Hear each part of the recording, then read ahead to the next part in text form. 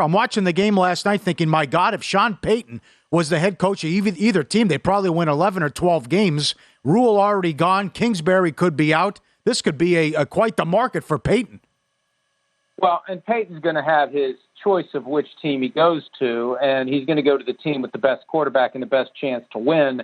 Between the two teams last night, I would still go with the Chargers because I just don't know what Russell Wilson has left, and I don't know whether the Seahawks did a great job disguising his flaws for a decade. There was always that sense that they weren't willing to embrace him as a full-blown franchise quarterback, and maybe we're finally seeing why that's the case, that he has limitations that have always been there. They just always navigated around them. You tweeted also 45 minutes ago that just might as well stop complaining about the roughing the passer. Owners just do not care about this, Mike?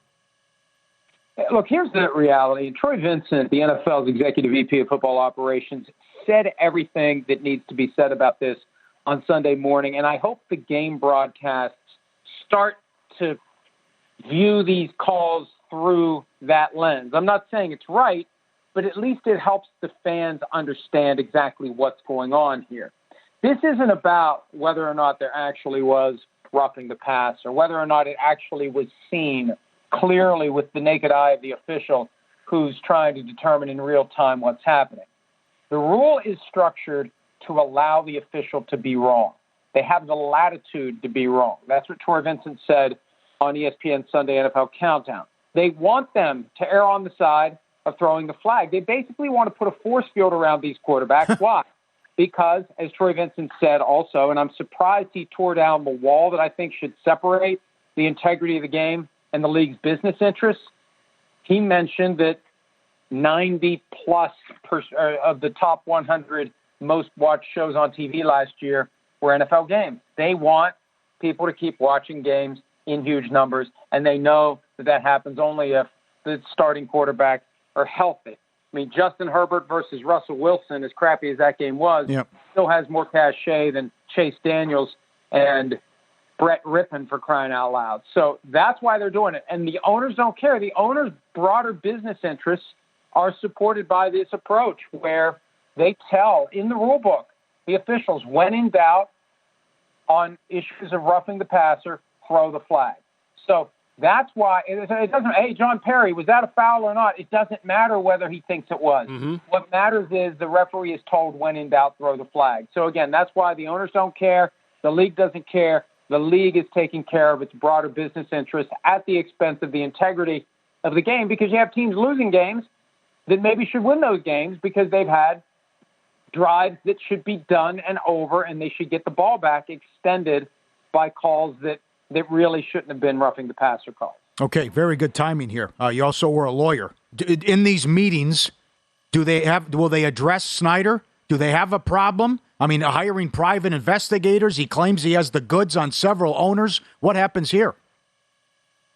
The report from the trio of writers at ESPN that landed 5 days ago really didn't shock a lot of people, because I've sensed for a while, and I think others agree, that the league has been afraid of Snyder, and we've seen the tactics or heard about them, or there's been litigation. There's been all sorts of reason to think that Snyder would fight hard and possibly fight dirty if the NFL tried to force him out.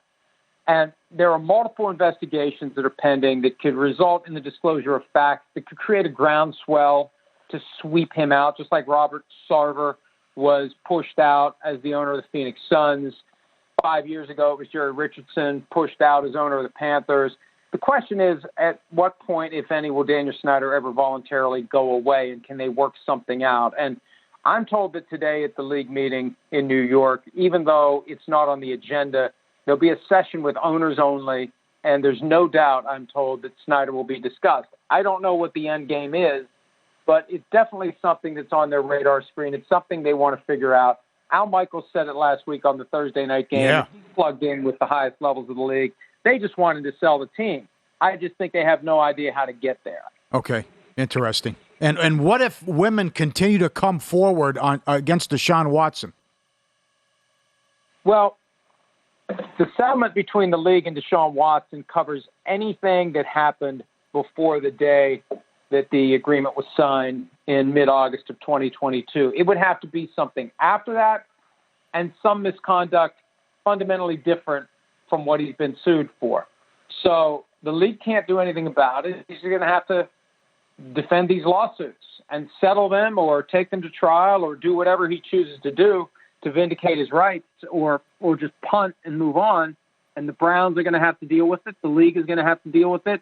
And he's going to have to deal with it. But unless there's something that's happened since then, since August of this year, or something that is different from what we've already heard about for the past 2 years, there's nothing more the league is going to be able to do. They can try, but there'll be a pretty strong fight based upon the language of the settlement agreement that there's nothing more that can be done for anything that falls along the lines of the misconduct during massage therapy sessions for anything that happened before the day that the pen was put to the paper on that agreement. Follow the money. VSiN, the Sports Betting Network. Mike Florio, our guest, Pro Football Talk. Are you buying either New York team? Am I buying who? Either New York team, Jets or Giants. I think I'll buy both of them for now. I believe more in the Giants, I think, right now, because Brian Daboll has done a great job of making chicken salad out of a roster that was not very good that Dave Gettleman put together. Mm-hmm. But the Jets, in my mind, are ascending. They have young players who are getting better before our eyes. So I think both teams are on track to be pretty good. Look, I can't remember the last time the Packers got thumped in Lambeau Field by a team that isn't regarded as a great team. 27-10, the backup quarterback's warming up late in the game. I mean, just weird to see that. So I believe in both of them right now, but maybe a little bit more in the Giants, especially, too, because they're in the NFC where the competition isn't as stiff. Very good. Good points. You tweeted about Kelce restructuring his deal. Could this be a landing spot for McCaffrey? What do you think happens with him? I think it's a landing spot for OBJ. I think that's why they have restructured Kelce's deal. I think McCaffrey is a potential candidate to go to the Bills. Brandon Beane, the GM there, was in the front office in Carolina when Christian McCaffrey was drafted. He got that job in Buffalo just days after that. So I think this is an OBJ move potentially for the Chiefs. You know, teams are saying, well, we're not pursuing him because he's not healthy. Well, if you wait until he's healthy, he's going to have signed with someone else. So I think that's where that stands. OBJ possibly to the Chiefs, and then maybe McCaffrey to the Bills. Wow. So are the Panthers in full-blown tank mode right now, or is that what it would take to get him there? Well, the thing about Tank Club, first rule of Tank Club is you don't talk about Tank. And you know, the NFL knows that for as bad as the team is, that puts them in better position during the draft process. And the league doesn't – I think it's one of the reasons why there isn't a lottery. The league doesn't want to ever acknowledge that there is any incentive, directly or indirectly, to lose games to try to improve your draft position. So when David Tepper, the owner of the team, was asked about it last week, he said, we try to win every game. Yeah. And, you know, why do you care when you're going to clean house, when you don't have a winning culture? The argument against tanking is it's antithetical to having a winning culture because you're putting your worst players out there and hoping they lose. Well, when you already don't have a winning culture, it doesn't matter. So I think that it would be smart for them to let nature take its course and get the first overall pick, because then that makes the job more attractive to whatever coach they try to hire.